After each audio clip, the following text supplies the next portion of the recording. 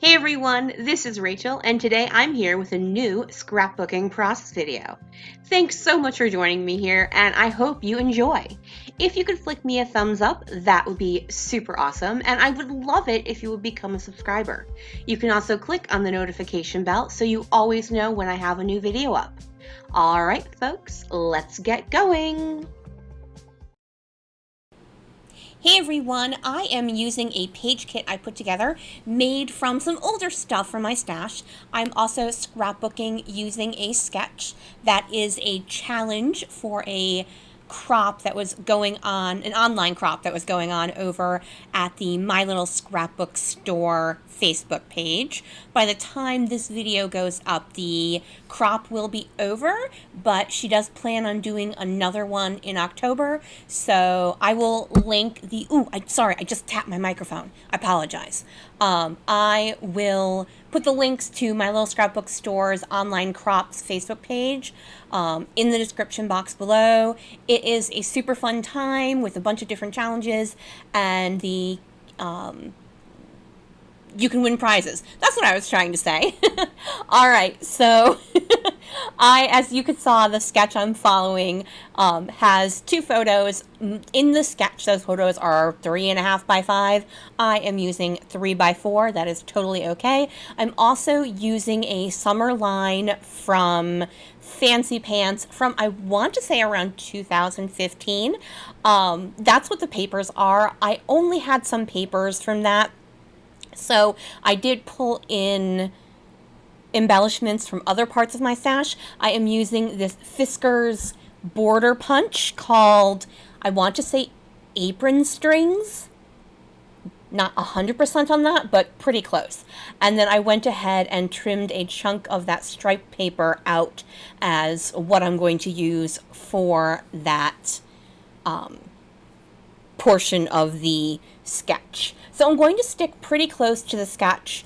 I am going to use a doily as a placement for where my title is, rather than the speech bubble. If you don't know, I do not care for speech bubbles. Personal preference, just one of those things. Now, I am going to use the flip-flop paper, which probably doesn't necessarily make sense when I am scrapbooking pictures about my cat, but if you knew Xanthi in real life rather than in just the times she makes an appearance on this channel, spoiler alert, that does happen today, she likes flip-flops in the sense that she loves to sharpen her claws on them, especially the ones that are like yoga mat-like, so they're the super cushy ones. So, side story, we often have to make sure our flip-flops are up off the floor. We have like a shoe racky thing, and even if we put them on the bottom row of that, oops, tap my mat there. Even if we put them on the bottom row of that, she will pull them out from underneath, so we have to make sure they go on the top row, because she's obnoxious in that sense. All right, let's actually get back to the layout. So in the sketch, there are 3 vertical elements behind the photos. So I trimmed out the flip-flop paper and then 2 of those orange papers, and that is what I'm using as the vertical pieces. I am, obviously, as you can see, I've already glued it down. I'm using that gorgeous floral piece of paper as the top patterned element in the layout. So here I stick this orange one, but you'll notice I did not press down, so when I go to add the other part, it like pops back up, because I'm a dork sometimes. I'm also zooming with friends, so occasionally I will jump ahead because I will be chatting with them and not doing anything related to the layout, and y'all don't really want to watch me flapping my hand as I'm talking for 5 to 10 minutes. Well, it would be shorter than that because I sped things up. So I'm using my T-square ruler to line things up from the top to the bottom, the parts that are hanging out, so that way the flip-flop paper lines up with the flip-flop paper and the orange papers line up with the orange papers. I am going to go back in a little bit and extend the top portion for what I wanted it to look like and for what the sketch called for. I felt it needed to be taller on the top. Now, If you're someone who didn't particularly like that element, it's totally okay to leave it out. You do not have to follow a sketch from beginning to end. You don't have to use all the same elements. You don't have to put the title in the same place. You don't have to, if there is just a certain portion of the sketch you like and you just want to use that portion, that is totally okay. And obviously you don't need my permission, but I like to say that sometimes because I know some people do have a hard time using a sketch. So one thing I found, if I am using a sketch, let's say it's a sketch for a specific challenge, or it's a sketch I'm doing as part of a collab with someone, and it doesn't work for me the way it is, I will just take a piece of paper and kind of redraw the sketch using only the portion I want to use. I've done that once or twice just because it wasn't going to work out, but I needed to use that sketch. So if that's something you are interested in doing, just know that just because you have this sketch doesn't mean you have to follow it from top to bottom, like me not using the speech bubble and using a doily instead. So these stickers come from a Webster's Pages line that had a light cat theme to it.